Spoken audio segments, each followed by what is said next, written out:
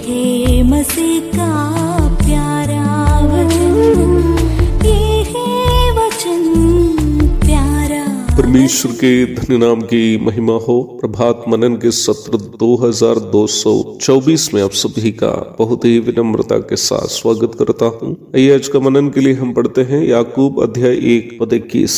इसलिए सारी मलिनता और बैर भाव की बढ़ती को दूर करके उस वचन को नम्रता से ग्रहण कर लो जो हृदय में बोया गया और जो तुम्हारे प्राणों का उद्धार कर सकता है। प्राण के उद्धार के बारे में हमारे बीते सत्र में कुछ महत्वपूर्ण बातों की चर्चा हम की। हम ये देखे थे कि हमारा शरीर उन कामों को करता है जो प्राण उससे करने के लिए कहता है। जैसे कि हम पूर्व में भी देखे थे, प्राण आत्मा के द्वारा उसको मिलने वाले आत्मिक निर्देशों को और वैसे ही शरीर से मिलने वाले पापमय निर्देशों को भी सुनता है। तत्पश्चात उसको जो सही लग रहा है उसे करने के लिए शरीर को निर्देश देता है। मैं उसके लिए एक उदाहरण बताना चाहता हूँ। मान लीजिए मैं किसी के घर में मेहमान के रूप में रह रहा हूँ, मेरे कोई मित्र के घर में, और किसी समय घर के लोग सभी घर से बाहर गए। मैं देख रहा हूँ कि उस घर के अलमीरा की चाबी उसी में पड़ी हुई है और मैं ये देखा हूँ कि कई बार घर के लोग उसी अलमीरा से अपनी आवश्यकता के लिए रुपये आदि उठाते हैं। तब मेरा पाप से प्रदूषित शरीर मेरे प्राण से कहता है कि यार घर में कोई नहीं है,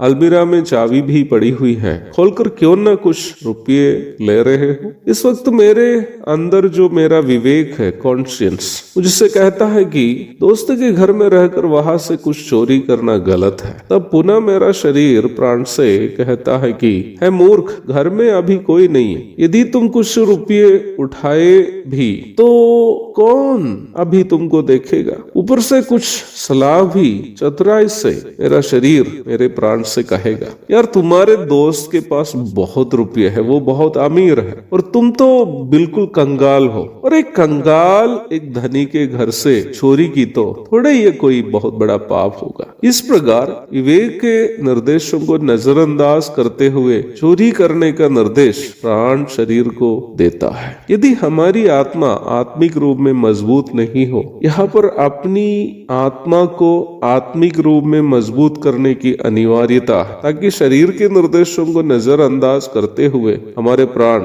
आत्मा के निर्देशों का पालन करने के लिए शरीर को निर्देश दे सके। निम्न काम होने के लिए हमें वचन को नम्रता से ग्रहण करने की अनिवार्यता, ताकि हमारा प्राण से शरीर के पापों का प्रभाव से उद्धार प्राप्त कर सके। यहाँ उपयोग किया गया नम्रता शब्द अपने पापमय स्वभावों को स्वीकार करने के लिए, अर्थात ये स्वीकार करने के लिए कि हम ऐसे पापों को करते हैं, उसे त्यागने की इच्छा को दर्शाता है। अर्थात हमारे पापों को पहचानने और उसे त्यागने की इच्छा को यह नम्रता शब्द सूचित करता है। क्योंकि पाप को त्यागना पसंद नहीं करने वाला एक व्यक्ति कभी भी परमेश्वर के वचन को ग्रहण करना पसंद भी नहीं करेगा। इसलिए अपने अपने पापों को मानकर उसे त्यागने का एक मन हमें अपने अंदर उत्पन्न करना अनिवार्य है। ऐसा मन जोत कर तैयार किया गया एक खेत के समान, जहाँ डाले जाने वाले हर बीज बहुत उपज ला सकता है। सारी सांसारिक मलिनता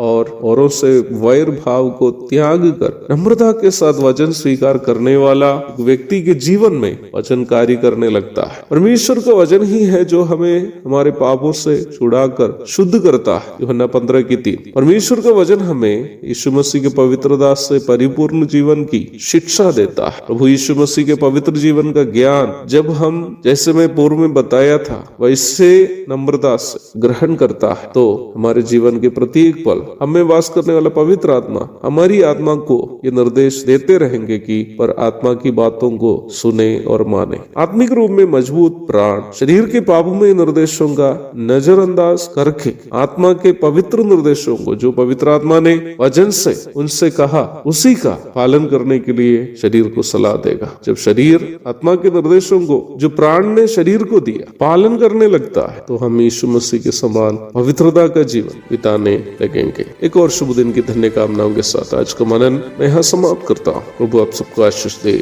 आमीन।